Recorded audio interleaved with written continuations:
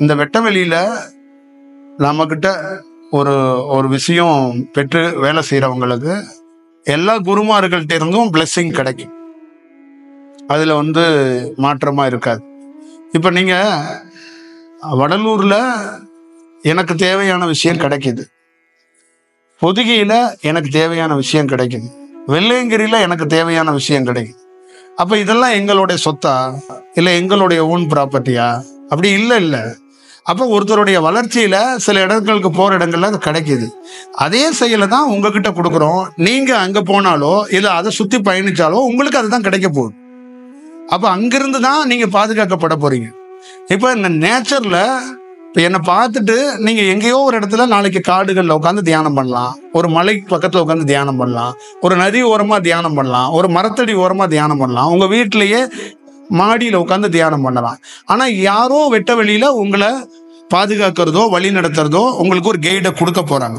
அதுக்கு காரணம் என்னன்னா, நீங்க பெற வேண்டிய இடத்துல சரியா அந்த முதல் செயலை பெற்றுட்டீங்கன்னா அது அடுத்தடுத்து நிகழ்வுகளை அது ரொம்ப சாத்தியமா அது செய்யும். அதுதான் ரொம்ப முக்கியமானது. இப்ப நம்மளுடைய தியானத்துல முதல் சக்சஸ் எதுன்னு கேட்டீங்கன்னா, நம்ம ஒருத்தர் இருந்து பெற்றோம்ல, அவரு வெட்ட வெளியா இருந்தது.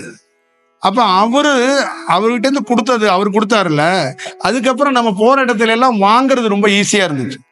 ஏன்னா அவர் பெற வேண்டிய இடத்துல இருந்து சரியான இடத்துல இருந்து பெற்றிருந்தாரு. அதனால எனக்கு கொடுக்க வேண்டியவங்க காலதாமதம் படுத்தாம கொடுத்தாங்க. எனக்கு கிடைக்க வேண்டியது நான் கேட்காமயே கிடைச்சிச்சு. இப்ப எனக்கு என்னன்னு ஒரு டயத்துல தியானத்துல என்ன வேணும்னு கூட தெரியல. எல்லா புத்தகத்திலையும் ஆய்வு பண்ணி பார்த்துட்டு இந்த அனுபவத்தை பெற்றலாமா, இந்த விஷயம் கிடைச்சிருமான்னா நிச்சயமா உடல் அளவுல அது அந்த அனுபவம் வேற மாதிரி தான் இருக்கு. அப்ப வேற வேற வடிவத்துக்குள்ள இருந்து நம்ம எதிர்பார்க்காத எக்ஸ்பெக்ட் பண்ணாத நிறைய இடங்கள்ல இருந்து சில விஷயம் கிடைக்கப்படுது. அப்ப நான் எதிர்பார்த்த சில இடங்கள்ல கிடைக்கிறதோட அதுவா நிகழ்றது வேற ஒரு வடிவமா இருக்கு. அந்த மாதிரி வாழ்க்கையில மறக்க முடியாத நிறைய இடங்கள், நிறைய செயல் வடிவம் இருக்கு. இப்ப ரிஷிகேஷுக்கு நமக்கு சம்பந்தமே இல்லை, ஆனா அந்த இடத்துக்குள்ள நமக்கு தேவையான ஒரு விஷயம் கிடைச்சிச்சு.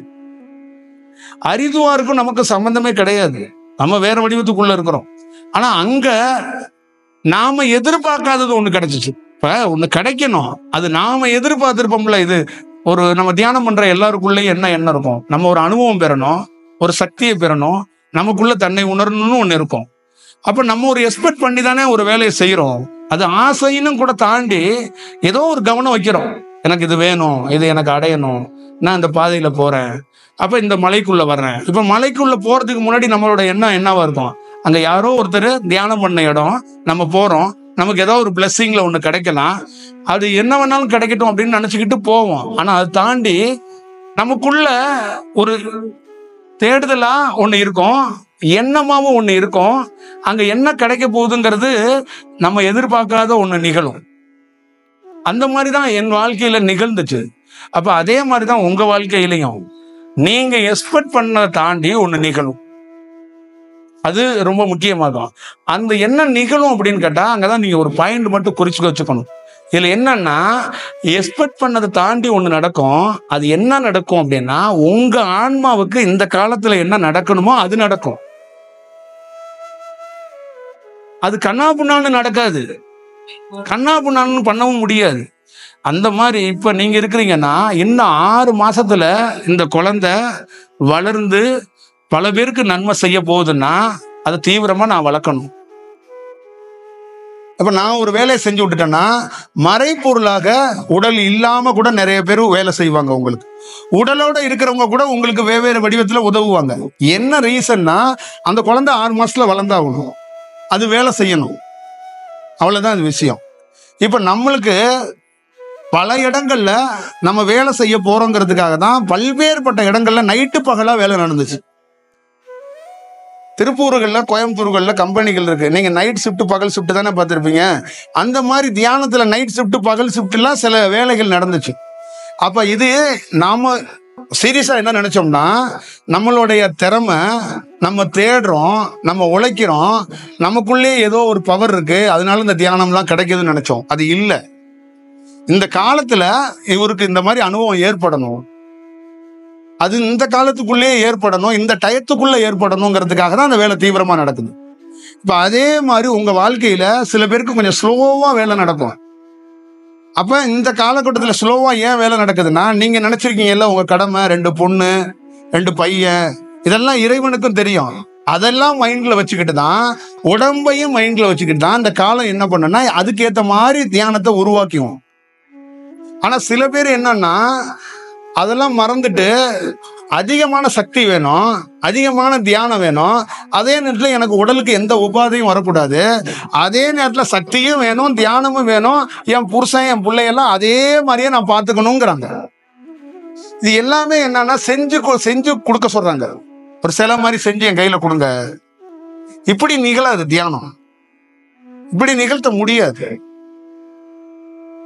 நீங்க உங்களுக்கு தெரியும் ஆதிசங்கரர் உடைய வரலாறுல சுத்த சன்னியாசி பிரம்மச்சாரி, சுத்த சன்னியாசியா இருக்கிறவர் பிரம்மச்சாரியா இருக்கிறவர் இல்லறம்னா என்னன்னு அந்த உடலை சன்னியாசி உடலை எடுத்து வச்சுட்டு அந்த ஆன்மா போய் இன்னொரு உடல்ல போய் அந்த இல்லறத்தானுடைய தன்மை என்னன்னு உணர்ந்துட்டு வந்துட்டு தான் சொன்னுச்சு.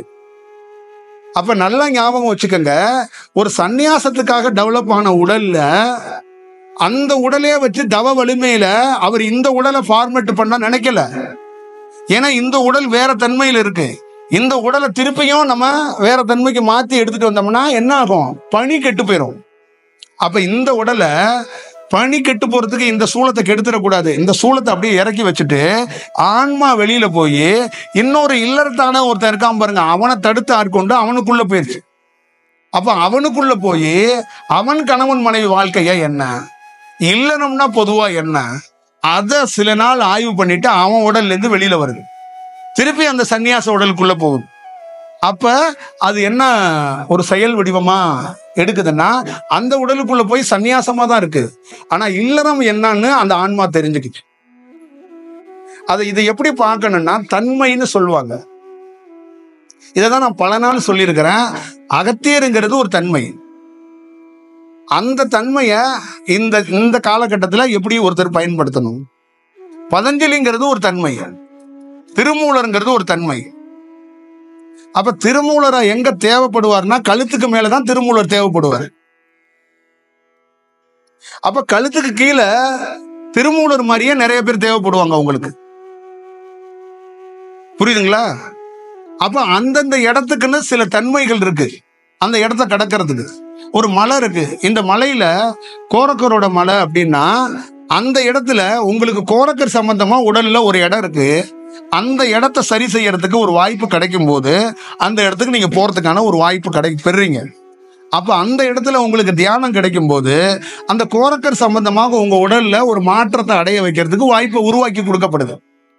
இப்படிதான் உருவாக்கப்படுது. அப்ப ஒரு சித்தர்னு நீங்க அணுகிறது, சித்தர்னு அணுகலாம், அதை ஒரு தன்மைன்னு அணுகலாம். எப்படி ஒவ்வொரு மலையையும் ஒவ்வொரு குகையையும் ஒரு இடமா பாக்குறீங்களோ அதே மாதிரி உடலே பல்வேறுபட்ட குகைகள் சார்ந்தது. நம்ம உடலே நூற்றுக்கணக்கான குகைகள் நம்ம உடல். அந்த குகைகளுக்குள்ள ஒவ்வொரு இடத்தையும் சரி செய்யறதுக்கு ஒரு தன்மை தேவைப்படுது. அப்பதான் முழுமையான அனுபவத்தை இந்த உடல் பெற முடியும், இந்த செயல் வடிவம் பெற முடியும். அப்பதான் முழுமையாக தன்னுடைய அந்த ஜீவ ஜோதியை பார்க்கறதுக்கான வாய்ப்பை உருவாக்க முடியும். இப்ப கீழே இருக்கிற இடுப்புல விழிக்கிறது ஒரு காலகட்டம், விழிச்சு மேல போறது ஒரு காலகட்டம். மேல போய்கிட்டு இருக்கும்போது கீழே இருக்கிற ஒவ்வொரு படிகளை சக்கரம்னு சொல்றது எல்லாத்தையும் விழிக்க வச்சு ஒரு இடத்துல சரி செஞ்சு வரணும். அப்ப எல்லா ப்ராசஸையும் சரி செஞ்சு வந்ததுக்கு அப்புறம் ஒரு இடத்துல நிலை நிறுத்தணும் ஃபைனல் ஸ்டேஜ்ல. அப்ப எவ்வளவு பெரிய ப்ராசஸ் இருக்கு, அதுக்கு எத்தனை பேருடைய உதவி தேவைப்படும், அங்க என்னென்ன தன்மைகள்லாம் தேவைப்படும்னு பாருங்க. புரியுதுங்களா? இந்த உடலை பிரதானமா 2 தன்மையில இந்த உடலை மையமா உருவாக்கி இருக்கிறாங்க. இந்த உடலுக்குள்ள நீர்த்தன்மையும் நெருப்புத்தன்மையும் கொண்டதுதான் சுவாசம். இந்த நீர்த்தன்மை நெருப்புத்தன்மையில வச்சுதான் ஒரு செயல் வடிவம் செய்யறாங்க. அந்த நீர்த்தன்மை நெருப்புத்தன்மையில தான் நீர்த்தன்மைய பெண் தன்மையாகவும் நெருப்புத்தன்மைய ஆண் தன்மையாகவும் உருவாக்குறாங்க. அப்ப நீர்த்தன்மையில இருக்கிற பெண்ணுக்கு விந்தணுக்கள் வராது, உயிர் அணுக்களை நீங்க பார்க்க முடியாது. உங்களுடைய சுரோனிதத்தை நீங்க ஸ்கேன் பண்ணி பார்த்தா அதுல உயிர் அணுக்கள் தெரியாது, அது நீராவி தத்துவத்துல தான் இருக்கும். ஆனா ஆணோட விந்தணுக்களை எடுத்து பார்த்தா அதுல உயிர் தத்துவம் இருக்கும். அதுல உயிர் இருக்கும். அந்த உயிர்னாலதான் உங்களுக்கு கரு கொடுக்கப்படுகிறது. அப்ப அது நெருப்பு தத்துவத்துக்குள்ள இருக்கிற செயல்ல உயிர் வளரப்படுது, உயிர் கிடைக்கப்படுது. ஆனா அதே உயிர் ஒரு பெண்ணுக்கு கிடைக்கப்படுது சுரோனிதம், அது வெளியில தெரியாது. விந்தணுக்கள்ல இருக்கிற உயிர் வெளியில தெரியப்படுகிறது, சுரோனிதத்தில் இருக்கிற உயிர் துளி வெளியே தெரியப்படாது. அது ரெண்டு ஃபார்முலாவையும் வெவ்வேறு வடிவத்தை இருக்கு, அது ரெண்டையும் வெவ்வேறு வடிவம் தான் இருக்கு. அப்ப நீராவி தத்துவத்து மாதிரி கரையக்கூடிய தன்மையில, வேகமா கரையக்கூடிய தன்மையில எது இருக்குன்னா பெண்ணோட தன்மையில இருக்கிற சுரோனிதம் இருக்கு. அப்ப ஆணோட தன்மையில இருக்கிறது என்னன்னா அந்த குரோத்தை மெருகேத்தி அந்த உயிரை பலப்படுத்தி அதவே பெரிய சக்தியாக மாற்றக்கூடிய செயல் வடிவத்தை அவன் வச்சிருக்கிறான். இப்ப இந்த ரெண்டு வடிவத்துக்குள்ள இருந்துதான் ஒரு செயல் வடிவம் நடக்குது. அப்ப இந்த ரெண்டு வடிவத்தை என்ன பண்றாங்கன்னா, ஒரு சுவாசத்தை, ரெண்டு சுவாசத்தையும் ஒருத்தன் கவனிக்கிறதோ, ரெண்டு சுவாசத்தை வச்சு வேலை செஞ்சு அவன் என்ன பண்றான்னா ஒரு பெரிய மாற்றத்தை உருவாக்க ட்ரை பண்றான். அப்ப இந்த ரெண்டு வடிவத்துக்குள்ள மாற்றம் எங்க நடக்குதுன்னா, ஒரு இடத்துல அந்த நீர்த்தன்மை கொண்ட சக்தி அந்த நெருப்புத்தன்மையான சக்தியோட உள்ள போய் ஐக்கியமாகுது. அப்ப அந்த ஐக்கியமாகும் போது அந்த நீர்த்தன்மை பிரதானமாக தனிச்சு வேலை செய்யறதுக்கு, ஒரு தன்மையில வேலை செய்யறதுக்கு வாய்ப்பை உருவாக்குது. அப்ப என்ன நடக்குது அப்படின்னா, ஒரு மனிதனுக்கு ஒரு நாள் சந்திரக்கலை ஓடுது, ஒரு நாள் சூரியக்கலை ஓடுது. 1 மணி நேரம் சந்திரக்கலையில இருக்கு, 1 மணி நேரம் சூரியக்கலையில இருக்கு. ஒரு மனிதன் இந்த ரெண்டு கலையை பயன்படுத்தி ஒரே நேரத்துல சந்திரக்கலையும் சூரியக்கலையும் ஓடுறதுக்கான வாய்ப்பை பெறுகிறான். அந்த அஸ்தனாரி தத்துவம் சொல்லக்கூடியதுக்கும் அந்த நேரத்துல ரெண்டு கலையையும் பயன்படுத்தி ரெண்டுமே ஒரே இடத்துல இந்த நெத்தி புருவ மத்தியில சங்கமிக்கிறத உருவாக்குறான் ஒரு யோகி. அதுக்கு மையமா அவனுக்கு உதவி பல நாட்கள் தேவைப்படுகிறது. இந்த ரெண்டு கலையையும், ரெண்டு சுவாசத்தையும் ஒரே இடத்துக்குள்ள நிலைநிறுத்த ட்ரை பண்றான். இந்த ரெண்டு சுவாசத்தையும் ஒரே இடத்துல நிலைநிறுத்துறதுக்குள்ள அவன் ஏகப்பட்ட அனுபவத்தை அடைஞ்சிடறான். நல்ல ஞாபகம் வச்சுக்கோங்க, இந்த ரெண்டு சுவாசமும் ஒரே சுவாசமா ரெண்டும் ஒரே இடத்துல ஒன்னா ஓடி நிற்கும். அப்ப அதுக்கு முன்னாடியே அவன் ஒரு யோகி தன்மையை அடைஞ்சிடறான். அவனுக்கு யோகிக்கான அத்தனை செயல் வடிவமும் கிடைக்குது, அவனுக்கு காட்சியா கிடைக்குது, பல்வேறுபட்ட செயல்கள் கிடைக்குது.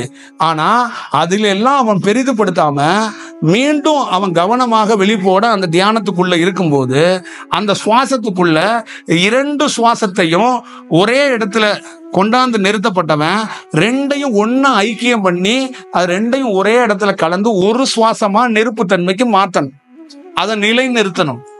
அந்த நிலை நிறுத்துறதுக்கு பேரு தான் சமாதியாக அவங்களுக்கு கிட்டப்படுகிறது, ஒரு செயல் வடிவம் கிடைக்கப்படுகிறது. அப்ப இந்த செயல் வடிவத்துக்குள்ள ஒரு மனிதனுக்கு அந்த சமாதி நிலைங்கிறது உயர்ந்த செயல் வடிவம். அந்த சமாதி நிலை கிடைக்கிறதுங்கிறது அவ்வளவு சாமானிய காரியம் இல்லை. அதுக்குள்ள அவ்வளவு பெரிய ப்ராசஸ், அவ்வளவு பெரிய வடிவம் இருக்கு. இத தனிப்பட்ட முறையில வகுப்பா எடுக்க வேண்டிய அவசியம் இல்லை. அந்த தியானத்துல ரெண்டு சுவாசத்தையும் ஒருத்தன் முன்னேறி போக போக அவனுடைய அனுபவத்திலே அவனுக்கு சமாதிக்கு போறதுக்கு முன்னாடி சமாதி இடத்தை எப்படி கடக்கணும், அதுல அந்த இடத்துல எப்படி நடந்துக்கணுங்கிறத அவனுக்கே இன்ஸ்ட்ரக்ஷன் கொடுக்கப்படுகிறது. அவனுக்கு அந்த பயம் எல்லாம் போகப்படுகிறது, அவனுக்கே அதை பற்றி ஒரு புரிதல் ஏற்படுத்தப்படுகிறது. அவனை தைரியமாக அவனை வழி நடத்துறதுக்கான ஒரு வாய்ப்பை உருவாக்குறாங்க. இதை நம்ம புரிஞ்சுக்கணும். இந்த வடிவத்துக்குள்ளதான் அவ்வளவு பெரிய செயல் வடிவம் இருக்குது. அப்ப இந்த சுவாசத்துக்குள்ள பல்வேறுபட்ட குருமார்களுக்கு சுவாசத்துல பல்வேறுபட்ட அனுபவங்களை எழுதியிருக்கிறாங்க. சுவாசத்துக்குள்ள உங்களுக்கு ஒரு ஏற்பாடுகளை பண்ணியிருக்கிறாங்க. அந்த மாதிரி ஒவ்வொருத்தருக்குள்ளேயும் ஒவ்வொரு அனுபவங்களும் வெவ்வேறுபட்ட செயல்களை வடிவத்துல அவங்களுக்குள்ள நடந்த அனுபவத்தை தான் அவங்க விவாதிக்கிறாங்க. இப்ப நமக்குள்ள தியானத்துக்குள்ள நடந்த அனுபவத்தை தான் நம்ம விவாதிக்கிறோம், நம்ம பொது வெளியில பேசுறோம். நம்ம இன்னொரு இடத்துக்குள்ள இருக்கிறது தியானம் பண்ணும்போது நமக்கு அதை படிக்கும் போது ஒரு தூண்டுதலாகவும் உதவியாகவும் இருந்திருக்கு. ஆனா அதை நம்ம ஏன் பேசல அப்படின்னா, நம்ம அதை பார்க்கல. நம்ம பார்த்தது வேற வடிவத்துல பார்த்தோம், நம்ம அனுபவிச்சது வேற வடிவத்துல அனுபவிச்சோம். நாம அனுபவிச்சதை நம்ம அப்படியே சொல்றோம். அது தேவைப்படலாம், உங்களுக்கு தேவைப்படாமையும் போகலாம். அதை நீங்க படிக்கலாம், அதை நீங்க தூக்கியும் போடலாம். ஏன்னா நம்மள மாதிரியே ஆயிரக்கணக்கான குருமார்கள் எழுத்து வடிவத்திலேயாவும் பேச்சு வடிவத்திலேயாவும் கொடுத்துருக்குறாங்க. அதுல எந்த வடிவம் வேணாலும் நீங்க தேர்வு பண்ணலாம், அது உங்க கையில தான் இருக்கு. ஆனா எல்லா குருமார்களும் என்னையும் உட்பட அவங்க சொந்த அனுபவத்தை தான் அங்க பூர்த்தி செஞ்சு வச்சிருக்கிறாங்க. அதை மட்டும் நீங்க உறுதியா புரிஞ்சுக்கணும்.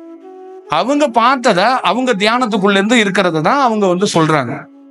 அப்ப அந்த வடிவத்தை நீங்க அவசியமா பார்த்துக்கணும். அது வந்து ரொம்ப ரொம்ப முக்கியமாக தான் நான் கருதுறேன். அப்ப என்னுடைய செயல் வடிவத்தை புரிஞ்சுக்கிறதுக்கு சில பேருக்கு கொஞ்சம் கஷ்டமா இருக்கலாம்.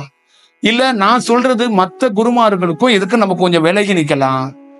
ஆனா அது வேற செயலா இருக்கலாம், இது வேற செயலா இருக்கலாம். ஆனா தியானத்துக்குள்ள ஒவ்வொருத்தருக்குள்ளயும் ஒவ்வொரு விதமான எக்ஸ்பீரியன்ஸ் ஏற்படும். அதை நீங்க பார்த்துக்கணும்.